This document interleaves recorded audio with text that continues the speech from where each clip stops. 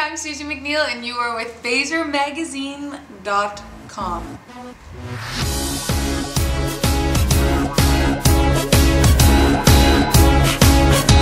a supergirl, I'm everywhere. Those flashing lights, they stop and stare. I'm fire red, I'm on a roll. I'm in your head, everybody knows I'm supergirl. When did you decide that you wanted to be a performer, and how did you start moving in that direction? I've been singing ever since I was a kid. Like, I think back about my mom.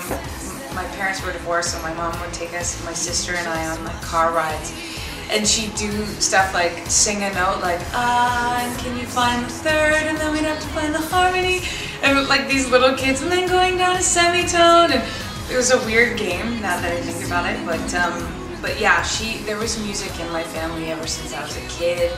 And I've really never wanted to do anything else. What was your experience like in the stage play of We Will Rock You? Did you ever envision yourself doing something like that? And was it hard to say goodbye to it when it was over? I've always wanted to do a musical. I met my fiance in We Will Rock You, so of course I did it. Aside from that, it was the best musical that I could have done. You know, it's all Queen songs. I got to meet the members of Queen. We got to play with them. I made Brian May cry. I mean, that was that was a very special moment in my life too, because my character in We Will Rock You sang a song that Brian May wrote about Freddie Mercury after he died, and I always sort of took notice of that. Here's a guy who's writing a beautiful ballad for his best friend, you know, and business partner who passed away, and I'm singing it for him. And as soon as I was walking off stage after that scene ended, opening night, Brian May's standing there with his arms open, and he just like grabbed me and pulled me close, and you know, that was a lifetime moment for sure. Yeah, definitely one you'll never ever forget. No. Yeah. Okay, tell us what it's like to be on a Canadian tour right now with Colin James. How did that come about? I guess when someone, you know, of his sort of stature, especially his show now, and I'm like, oh, that song, like, I just came back to say goodbye. I'm like, that's him. And you know, I was a fan when I was a kid too, in the 80s, and he is a Canadian icon. There's a handful of them that have careers. They will have careers forever, and they also represent Canada.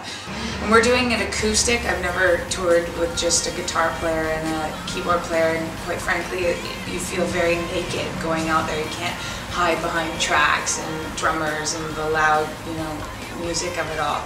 So this is as intimate as I've ever been with people musically, and I love it. We're having the best time. That's good. To date, you've released almost like an album of a year. What are the plans for 2010, 2011? I have a big year ahead of me, I feel. I'm shooting a YTV show called The Next Star. We've done 2 seasons. It's American Idol for kids, 15 years and younger. It's awesome. It's adorable. So that'll be fun. But no, 2010 will be the next record, and this will be the first record where I'll have more than one producer as well. So it'll be different, because I'm very musically drawn in like 2 directions, because one of them is like a lot more sort of poppy with like synths and stuff, and then I have a side of me that's like Paul Simon. Like, I love like a beautiful like folk song that makes me cry, and I'm going to do both in my career. It's just I have to like orchestrate it properly. And So maybe put out 2 separate albums? Well, I was talking to my label a couple weeks ago about how I was like, I want an alter ego, I want one, and I know exactly who she's gonna be, and blah blah blah, and they're like, no, you can't do that. I'm like, why not? Well, what's his name? Garth Brooks did that, and he had Chris Gaines, and I remember that, and I remember looking at the Chris Gaines CD going, this is awesome, because he was all like emo and weird, and then I heard the music, and it was exact same as Garth Brooks, so I'm like, of course he'd mess that up. The other person who did it, who I thought this might be a cool idea, but I'm still sort of experimenting with it, is Beyonce, because you know how her last record she had Sasha Fierce was her alter ego. Mine would be very different. I know her name would be Z, because Suzie, but Z, and then I was like, you know, she would be the statement of like tired of, you know, everything that's I'm sick of in the industry, so I was like, we'll never show her face. you know, what her live show, she'll just have 2 dancers and her behind like a screen. So anyway, I think I'm going crazy. So tell us what it was like to play at the Olympic torch relay events. There's just a feeling in the air of like the Olympics are so cool in the way that they do bring the world together, and it's sort of in the most purest way that we can. It's like, you know, good, healthy competition of sports, and people love it.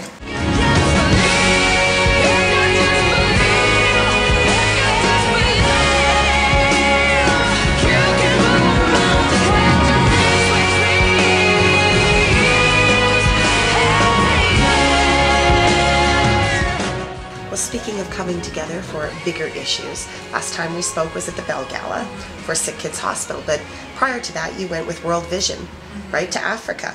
So how did you get involved with that? Actually, World Vision contacted me and said, like, would you like to get involved? And I jumped all over it right away, and this was a couple years ago. I sponsored a girl, her name's Doris, and she's 12, and she looks after her 3 younger cousins. And we were asking them, like, when's the last time you ate? And she was like, 4 days ago. You know, like that, like we looked at their environment, and all the kids slept on like a queen-size bed with the grandma, and Doris slept on the ground, and we're not talking a floor, dirt ground. But, I mean, I went out and bought her a mattress that day and brought it back to her. She was so happy, and we were bringing them food. So it's just little things. Like, I don't let it get me down. It's just, I just want to help more. That's good. Well, I thank you so much for joining us. I really appreciate it.